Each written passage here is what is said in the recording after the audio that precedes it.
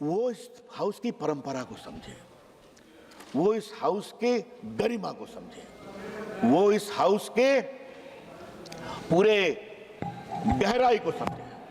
Sir, हर चीज लिखित नहीं होती है, लेकिन कुछ चीजें अनरिटन होती हैं, और वो अनरिटन लक्ष्मण रेखा परंपराओं से आती है। और सर, आज मैं एक बात कहूं, मैं जरा सा माननीय स्पीकर साहब के बारे में कुछ कहना चाहता हूं। उनको सर मैं अपने युवा दिनों से जानता हूं, हम लोग युवा मोर्चा में साथ काम किए हैं सर।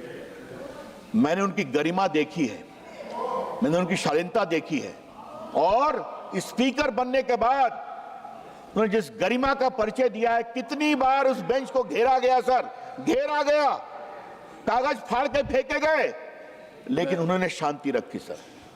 हम लोग भी उत्तेजना में आते थे, लेकिन वो उनकी मुस्कुराहट हमेशा, आप संसद की परंपरा का ध्यान रखिए।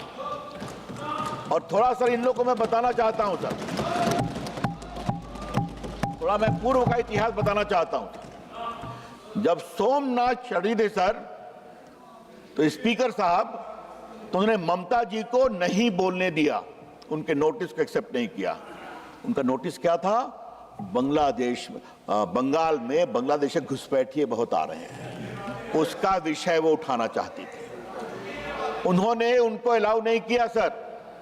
बाद में बहुत हंगामा हुआ, वो वॉकआउट की। ये एक ट्रेडिशन है। दूसरी बात, 2008 में सर, जब पैसे का खेल हो रहा था सरकार को बचाने के लिए, नोट की गड्डियां रखी गई थी, तो अडवाणी जी को बोलने नहीं दिया सोमनाथ चटर्जी ने सर। उस समय मैं भी सांसद था दूसरे हाउस में सर। वहां पर हम लोगों ने जाके घेराव नहीं किया, कागज नहीं फाड़ा, सारे बीजेपी के लोगों ने वॉकआउट कर दिया और सदन में आए भी नहीं प्रोटेस्ट में। ये तरीका है प्रोटेस्ट करने का सर? सीखो। ठीक है, आपने हमारी बात नहीं मानी, गलत मानी, हम वॉकआउट करते हैं। और बार बार सोमनाथ चटर्जी अपील करते रहे, प्लीज कम, और कहा गया कि नहीं जाएंगे। सर, कहने का मतलब क्या है? ये परंपरा है यहाँ की। पूर्व की परंपराओं की बात तो कही गई है सर, अच्छी बात है।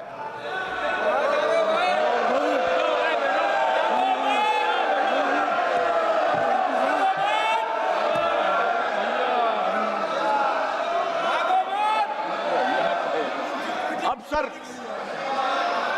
ये सोमनाथ चटर्जी की बात मैंने बताई।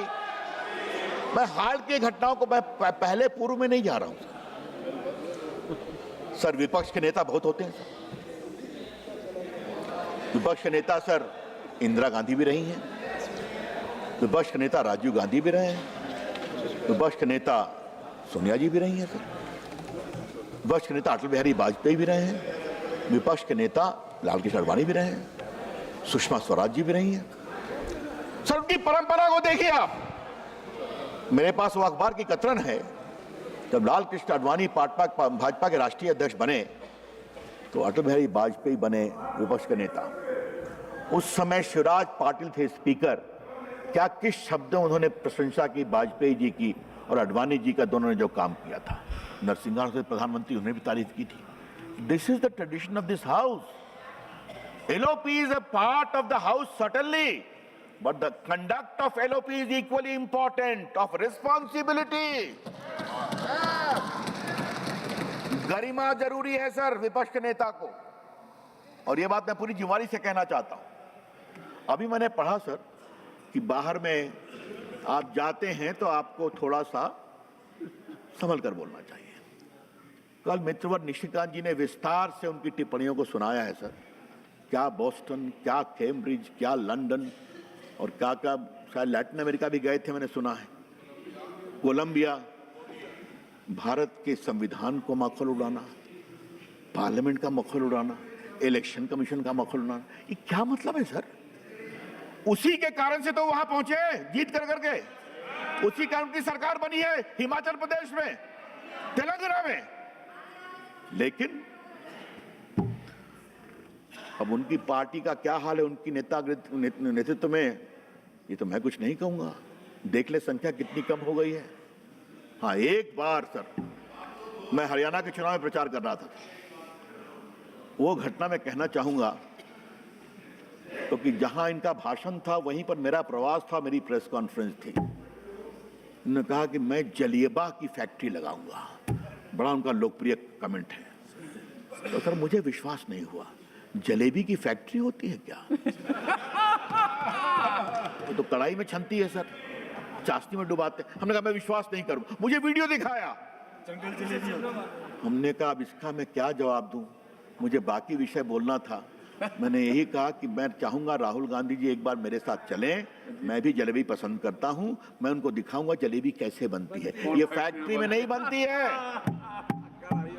भारत के गांव-गांव में जलेबी छनती है, चाशनी में डुबाते हैं। पता ही नहीं है। अब सर इन्होंने अमेरिकन एम्बेसडर को क्या क्या कह दिया कि Islamic terror is less important, more important is Hindu radical. क्या मतलब है सर इसका? आप क्या क्या बोल देते हैं। इनकी पार्टी के लोगों ने सीडीएस बिपिन रावत को बोला स्ट्रीट का गुंडा, सब रिकॉर्ड मेरे पास है। उन्होंने कोई विरोध किया? और बाकी तो सर इनको पता नहीं सेना से क्या प्यार है, क्या बालाकोट हो, क्या आपके उरी हो, क्या आपके पहलगाम हो, सेना की शहादत का सबूत मानते हैं। सर इस देश में सर एक बात मैं कहना चाहूंगा, उनकी भी सरकार है, हमारी भी सरकार है। अब उनकी सरकार कब आएगी तो पता नहीं है, छोड़ दें हम। लेकिन सेना के शहादत पर कभी देश ने कॉम्प्रोमाइज नहीं किया है, हम उसका सम्मान करते हैं। और उसका कारण एक बहुत सिंपल है सर, ये वामपंथी माओवादी और इनके कुछ दोस्त सवाल उठाते हैं, देश के लिए जीते तो हम सभी हैं, देश के लिए मरते कौन हैं? वो सैनिक मरते हैं, वो सेना के अफसर मरते हैं, वो सीआरपीएफ बीएसएफ के लोग मरते हैं, पुलिस के लोग मरते हैं। तो सर हमें उसका सम्मान करना चाहिए। सर ये जो बार बार सवाल उठते हैं, तो मैं सर मेरे पास